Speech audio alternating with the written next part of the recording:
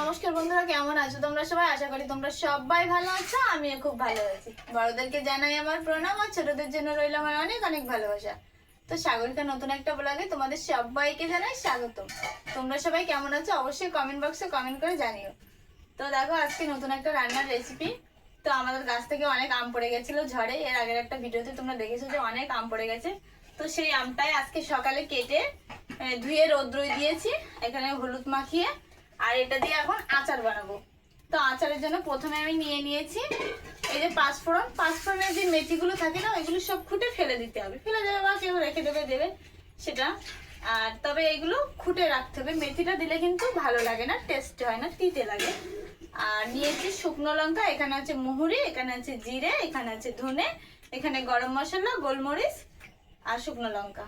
তো এই মশলাগুলোই প্রথমে ভাজা করে নেব শুকনো খোলায়, কোনো তেল ছাড়াই কিন্তু ভাজা করব শুকনো শুকনো। তো চলো আমি আচারটা বানাই, তোমরা ব্লগটা দেখতে থাকো, তাহলে বুঝতে পারবে কিভাবে বানাচ্ছি। আর আশা করি ভালোই হবে। চলো আমি বানাই, তোমরা দেখো। তো দেখো এখানে কিন্তু এরকম কড়া কিন্তু গরম হয়ে গেছে। তা প্রথমে আমি এক এক করে মশলাগুলো দেবো। আগে গরম মশলাগুলো দেবো, কেন গরম মশলা ভাজতে গেলে টাইম লাগে।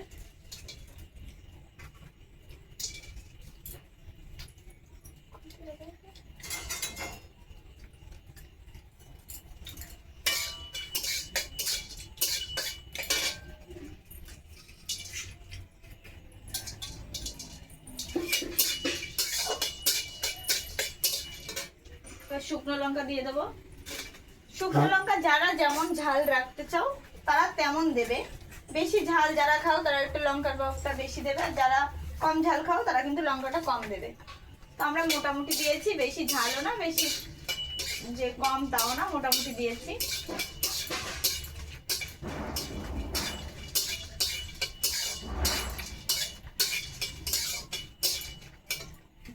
তো দেখো এই দুটো কিন্তু ভাজা ভাজা হয়ে গেছে। এর ভিতরেই আমি সব মশলা দিয়ে দেবো, কারণ ওইগুলো বড়, তো ওইগুলো ভাজতে একটু টাইম লাগে, আর এইগুলো ছোট জিনিস, তো এইগুলো ভাজতে কম টাইম লাগে। এগুলো বেশি হয়ে যাবে, এগুলো আমি দেবো না। তো এইগুলো ভালো করে সবকিছু মিশিয়ে ভেজে নেব।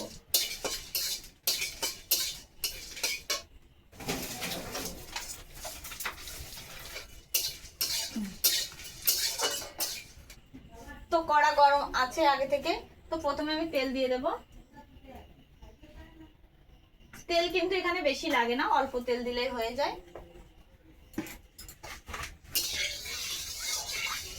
তেলটা চারিপাশে মিশিয়ে নেবো, তাহলে কোথাও লেগে যাবে না। আর জালটা কিন্তু একদম আস্তে আস্তে দেবো, বেশি জোরে জাল দেবো না, তাহলে কিন্তু পুড়ে যাবে একদম। যারা গ্যাসে বানাবে তারা কিন্তু গ্যাসের চুলাটা একদম লো করে রাখবে, যারা কাঠে রান্না করবে তারা কিন্তু কাঠের জালটাও একটু আস্তে দেবে। বেশি জোরে জাল দিলে কিন্তু পুড়ে যাবে।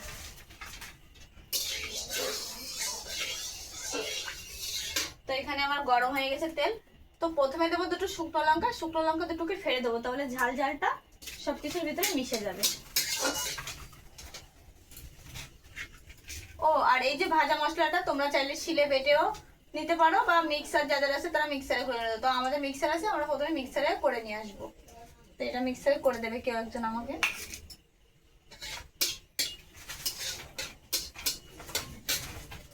তো দেখো লঙ্কাটা লাল লাল হয়ে গেছে, এখন দিয়ে দেবো পাঁচফোড়ন। বেশি দেবো না, অল্প দেবো।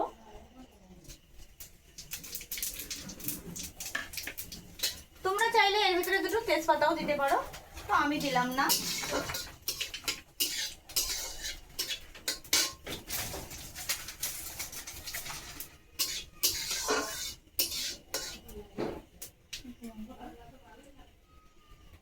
তো দেখো এটা কিন্তু লাল লাল হয়ে গেছে, মানে এখন আমি আমটাকে দিয়ে দেবো।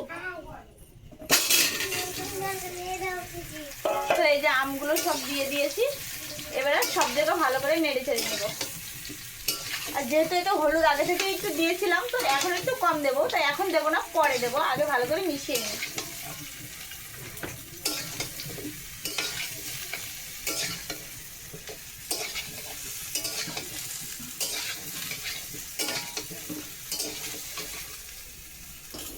তো দেখো আমটা কিন্তু ভাজা ভাজা হয়ে গেছে সমস্ত জায়গায়।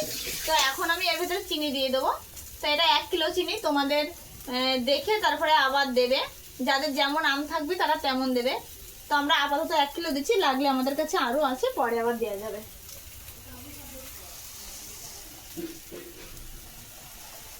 এখানে কিন্তু আমি কোনো জল দেইনি আর জল দেবও না, এটা এমনিতেই গলে যাবে।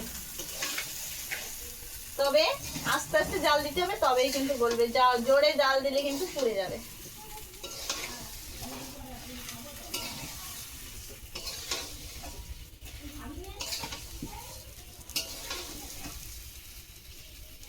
তো এটা একটু ঢাকা দিয়ে দেবো, তাহলে জলটা বেরিয়ে যাবে।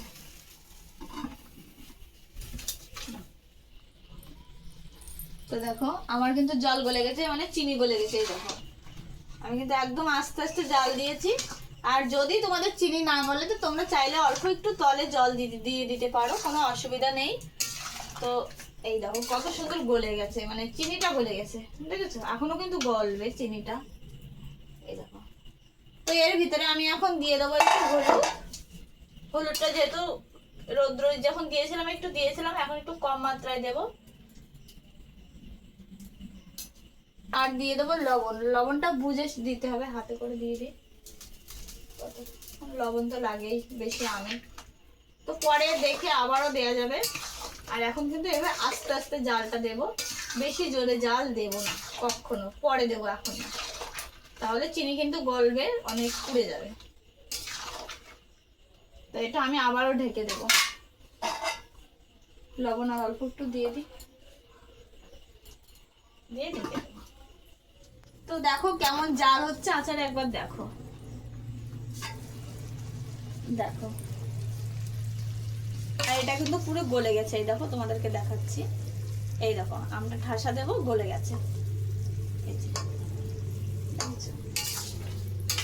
তো এখন এই আমগুলোকে আমি পুরো এভাবে ঘেটে নেব, মানে আমগুলো এভাবে পুরো ভেঙে নেবো এর সাথে, তাহলে পুরো মিশে যাবে। আস্তে আস্তে কিন্তু রাখবো না, আস্তে রাখলে কিন্তু বেশি দিন থাকবেও না, আর খেতেও টেস্ট খুব একটা হবে না। এইভাবে ঘেটে নিলেই কিন্তু বেশি ভালো লাগে, আর অনেকটা ভালো সুন্দর হয়।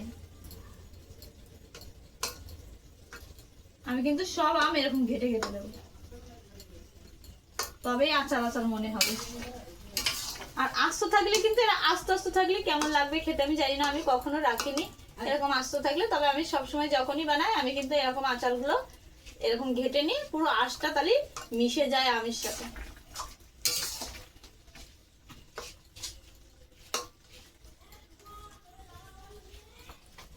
তো এখানে দেখো আম কিন্তু আমি পুরো সব মিশিয়ে ফেলেছি, পুরো এভাবে আমের আঁশের থেকে আমের মাংসগুলো বের করে নিয়েছি। দেখো সব আম কিন্তু আমার এরকম করে বের করে নেওয়া, তবেই কিন্তু টেস্ট হবে আর ঝোলটা গাঢ় হবে। আর দেখো এখন জালটা জ্বলছে, ফুটছে কত সুন্দর। তবে জালটা কিন্তু কখনোই বেশি দেওয়া যাবে না, মোটামুটি প্রথমে তো কম দিতে হবে, আর মাঝখানে এসে একটু অল্প জাল দিতে হবে, যেন একটু ভালো করে ফোটে। তবে খুব জোরে জাল কিন্তু কখনোই দেবে না। এই দেখো কালারটাও কত সুন্দর এসেছে। এরকম কালার থাকবে না, যেহেতু মশলা দেবো কালারটা একটু চেঞ্জ হয়ে যাবে। আর আমগুলো এভাবে ফাটিয়ে নেবে, তবেই তোমাদের আচারটা পুরো গাঢ় হবে। তো গাঢ় হওয়া একটু ওয়েট করো, দেখো কিরকম করে বানাই আমি, তোমরা বুঝতে পারবে।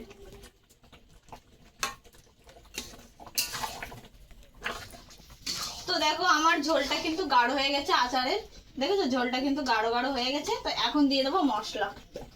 এই যে মিক্সারে যে মশলাগুলো করেছিলাম, দেখো এটা কিন্তু বেশি একটা পুড়িনি, আমি হালকা ভেজে নিয়েছিলাম। তো পরিমাণ মতন দিয়ে দেবো, বেশি দেবো না।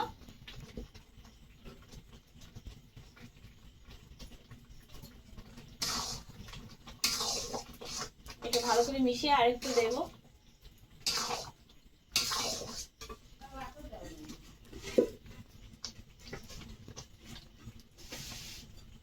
মশলাটা কিন্তু বেশি গুঁড়ো করলে হবে না, আমি দেখো হালকা গুঁড়ো করে নিয়েছি। আমি একটু দেখে নিই, তারপরে আবার দেবো। তো দেখো মশলাটা দেওয়ার পরে কিন্তু কালারটা চেঞ্জ হয়ে গেছে, যেহেতু মশলা দিয়েছি।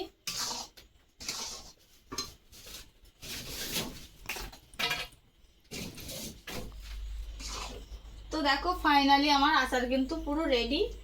আর দেখো ঝোলটা কিন্তু এরকমই রাখতে হবে, তাহলে কিন্তু পরে এমনিতে এটা টেনে যাবে।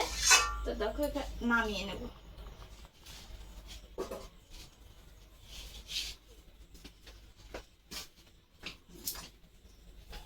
এই দেখো, আর কালারটা দেখো কত সুন্দর হয়েছে।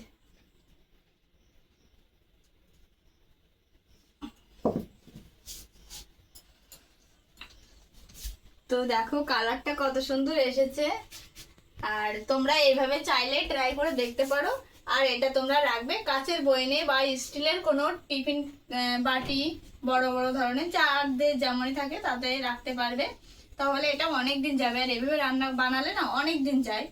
তো তোমরা এইভাবে বানিয়ে দেখতে পারো। আর কেমন হয়েছে আচার বানানোটা অবশ্যই কমেন্ট বক্সে কমেন্ট করে জানিও।